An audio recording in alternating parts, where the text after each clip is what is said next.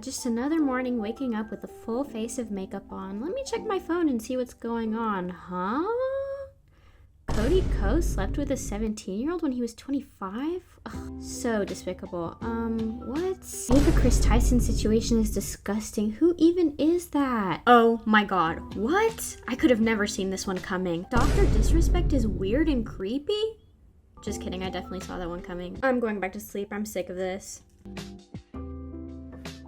Hi, meow. Meow. Okay, this might be a hot question. It might be a question nobody's ever asked before, but hear me out. Why do YouTubers keep diddling with kids? It seems really easy to not do that sort of thing. Maybe too easy. We've all seen what's going on right now. It feels like every time I refresh my YouTube page, something happens. Someone's getting canceled for something. It's that Gen Z cancel culture. Can't run away from it. Gen X rise, baby. Every time you open YouTube, someone's getting exposed for something. But why? Is it because when one creator gets outed for something, we start looking for things to expose other creators for? Or is this all just coming up naturally? It feels a little weird just to go rummaging through someone's past just to find something wrong to get angry at them for? Should we really be hacking into people's Dropbox accounts just to find some slur that they said in 2013? It feels a little weird. I feel as if in the modern day, or maybe since the beginning of the internet, we have been really enjoying creator controversies instead of seeing them as what they are. Controversies. I feel like we're enjoying them in a weird sort of way. It seems like every time someone gets canceled, an army of commentary YouTubers just grab onto it and make a billion regurgitated videos about the subject, even though everybody already knows what happens and we don't need all of these commentary videos on the same exact ukulele playing. Kind of just seems to go on forever for like the rest of the month, where people just like cycle the controversy over and over again and just like, you know, say the same details that we already know and just make video after video and video about it. So when is commentary just too much commentary? Because at some point it just kind of feels like we're getting a kick out of it and enjoying the situation instead of actually caring about it and being upset about it. It really does seem like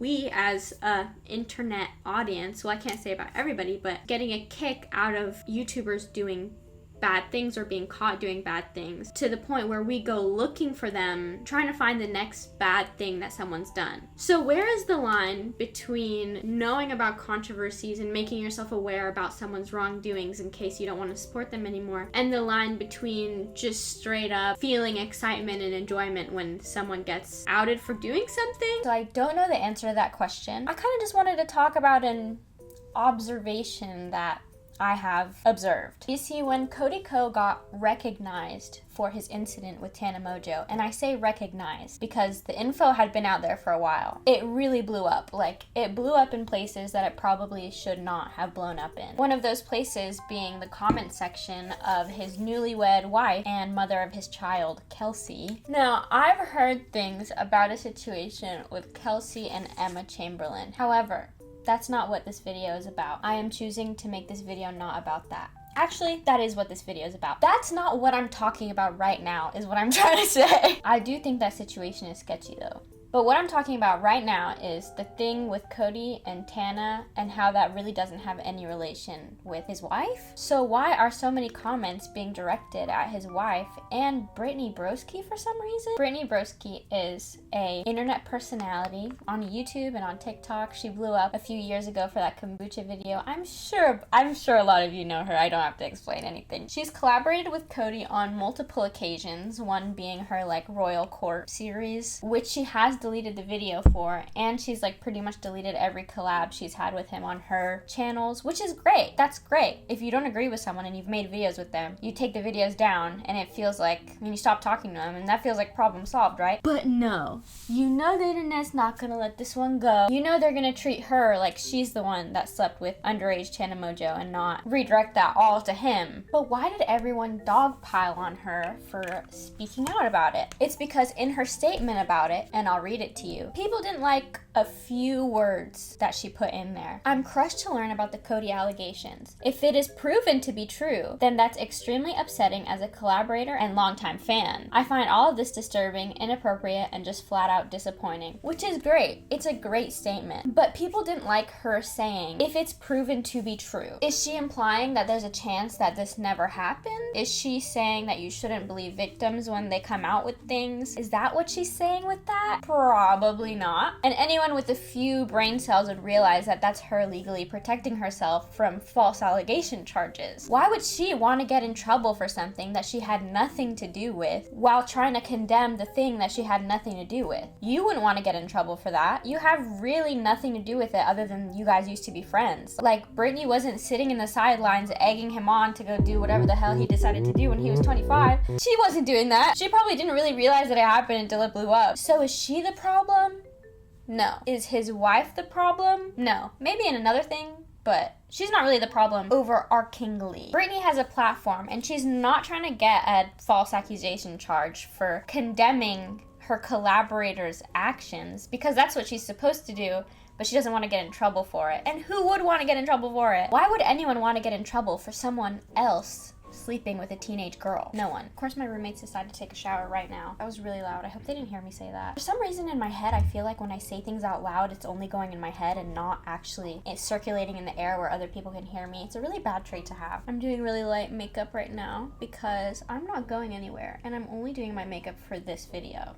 Sorry for the break in illusion there. I think as viewers, when someone does something wrong, we shouldn't just spray bullets at everyone in their vicinity. Be mad at the person that did the thing. Don't be mad at their cousin twice removed because they were in a picture with them 7 years ago. That doesn't really do anything for the better of humanity. Obviously, Cody did something very bad. Dr. Disrespect did something bad. They did something illegal. But does that really mean we should spam Drew Gooden's comment section on Cody's behalf? Probably not. I guess wanting a statement from his associates is understandable, but does that mean they have to give you a statement about something they didn't even do? Probably not. Scrambling and begging everyone associated with someone for an apology for something they didn't actually do or have anything involved with isn't going to actually solve the problem. It's just going to make it worse and make everybody look bad. Let's say like your friend did the same thing that Cody Co did to Tana Mojo a few years ago. Let's say it was a really close friend. You tell them that they did something wrong, you don't agree with it, and if you decide to, you cut them off and stop talking to them because you don't agree with the thing that they did and you don't want to be associated with them. And then a few years later, they get exposed for doing the thing that they did. Their audience finds out about it, and instead of dogpiling on them, which they do, they just also dogpile on you because you were pictured with them in an Instagram post 2 years ago. It's not ideal for anybody to be in that position, so I don't think we should be putting people in that position. I also realized I've been putting my blush on for 3 minutes. I just think we shouldn't be crucifying other people for someone else's actions because they really had nothing to do with it in the long run. Also, let's talk about apologies. I think people on the internet should know that at this point, if you do a oopsie online and people are mad at you for it and you want to apologize, no matter how good or how many legal teams paired up to make your statement, if you got like Mother Teresa to write your apology out for you, no matter who it is, whoever writes your apology, no matter how good it is, it will be bad. It will be a copy pasta on Twitter. It will be dissected on Reddit. There's going to be 3,000 commentary videos about your horrific apology. It doesn't really matter how good the apology is. The thing that you did is not going to just go away because you apologize. If anything, I feel like apologies sometimes make things worse. Or maybe everyone's just bad at apologizing. But there have been some good YouTube apologies that I've seen out there, unlike some others that are not very good. But if everyone's begging you for your apology and then nobody accepts it when you do make the apology, why would you make it in the first place? Why would you not just disappear off of the internet forever? Is that not your only choice? And this isn't me talking about Cody Co anymore. This is me talking about like everybody. Apologies get clowned on all the time, so no matter what you do, why would you choose to apologize? Why wouldn't you choose to either ignore it or just let your internet career go up in flames in front of your own eyes? Why would you make it worse with apologizing? Because historically, I feel like apologizing just always backfires. Unless I'm wrong, which you should tell me which YouTube apology or creator apology actually did good for the world instead of just make everything so much worse. The toxic gossip train. This doesn't apply to Dr. Disrespect's apology though, because that was really bad and also really insane. And the fact that he kept editing it to make it worse and worse is just like crazy in its own regard. Also, that picture of him like with the chess and then the other side was checkers was so stupid. I don't know if you know what I'm talking about, but if you know what I'm talking about, Dr. Disrespect got outed for sending Twitch whispers, which is like private DMs, to a 17-year-old when he was like 35 and also married with a child.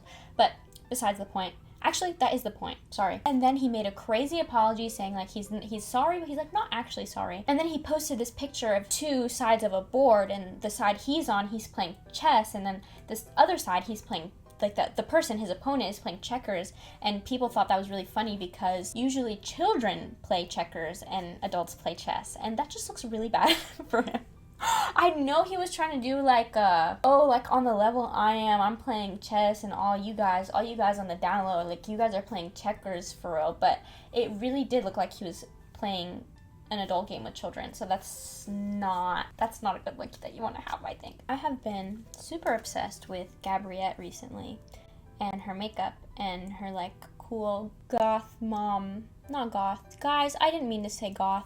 In my last video, I said something was grunge and everyone got mad at me, and I'm sorry. I really don't care that much. I like her vibe and I like her makeup and I think it's cool, and I've been doing it like her recently and I really like it. Don't be in my comments saying that 10 years ago she like kicked a baby on CCTV. I really don't want to hear it. I just like how she looks, okay?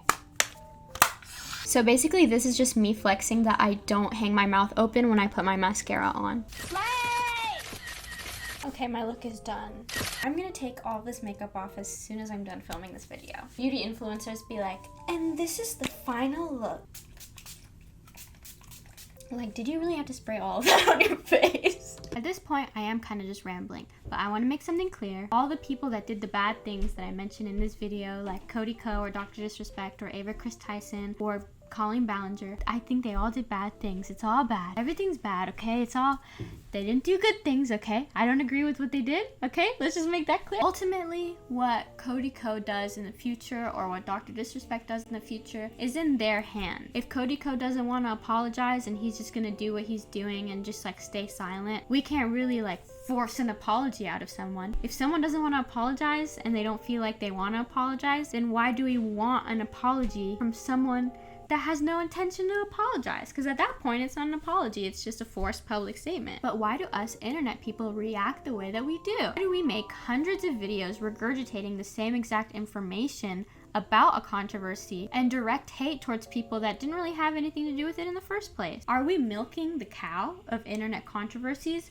The answer is yes. I just feel like when a controversy happens to a creator on the internet, the internet's response does more harm than it does good. Because believe it or not everybody is sending positive messages to Tana Mongeau. They are sending her very negative comments and very bad comments. So if Cody Ko has no intention to talk about it and he doesn't want to make any big statements or dig his career even further, then why do we keep having to make it some sort of living hell for Tana Mongeau? I don't understand. I don't know. And if you have any thoughts or ideas about this subject, I am open to discussion. Comment below if you think I'm wrong about anything or if I'm out of pocket on anything. I'm honestly like, I don't have like any firm opinions on anything. I'm open to discussing anything I talk about in this video, but it's just something that you have to observe. Why do we act so strangely when something bad comes out about someone? I think where we go wrong is we expect content creators or people on the internet to be perfect people just because they made a really cool video essay or they made funny haha video. Fun fact, if you make anything funny on the internet for that matter, it means you've never done anything wrong in your life before or previous to that video. It just means that you're just like a clean slate and you're like an angel sent from the heavens above. Obviously that's not true, and we should know that because we're all adults here,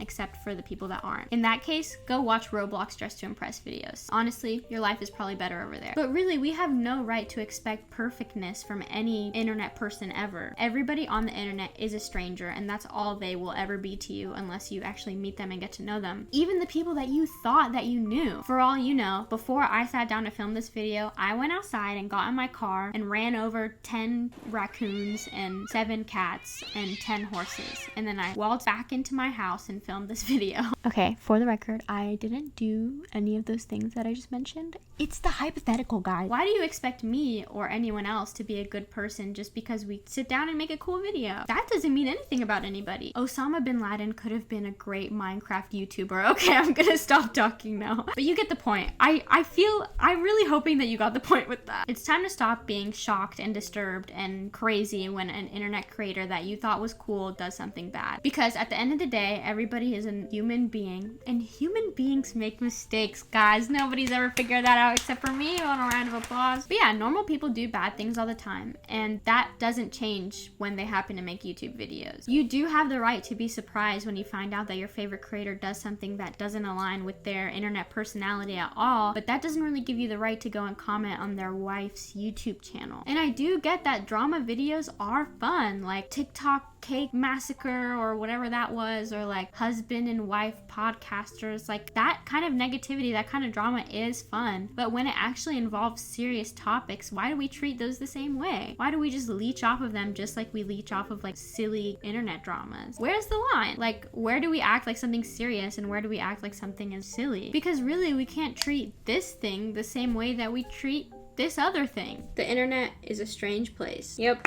I know, no one's ever thought of that before. I'm the first. It's a strange place where things are amplified like a million times more than they would be in the IRL world. Or is this the way we should have been responding to controversies since the beginning of time? You'll never believe what the CCP just did. New Boston Tea Party update? The Archduke Ferdinand situation is crazy.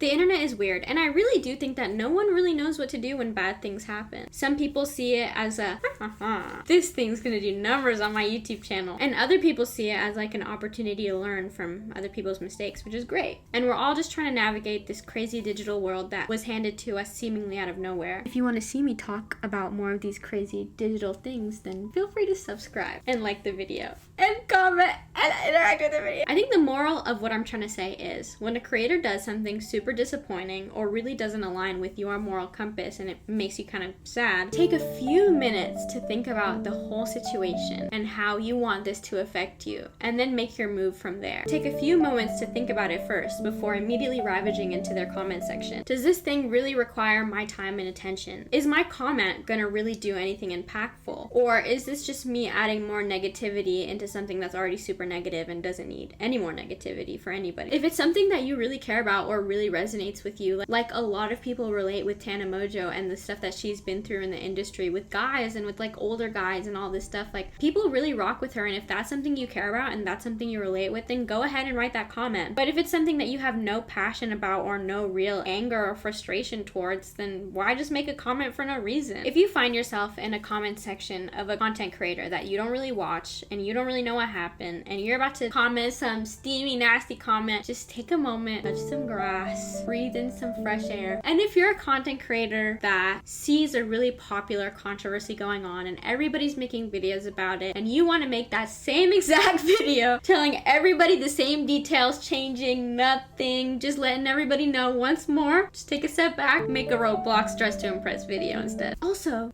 do you guys remember about 7-8 years ago in that YouTube era, that Shane Dawson video? And don't call me crazy, but it's a Shane Dawson video where he's like begging Tana Mojo to like pee on him.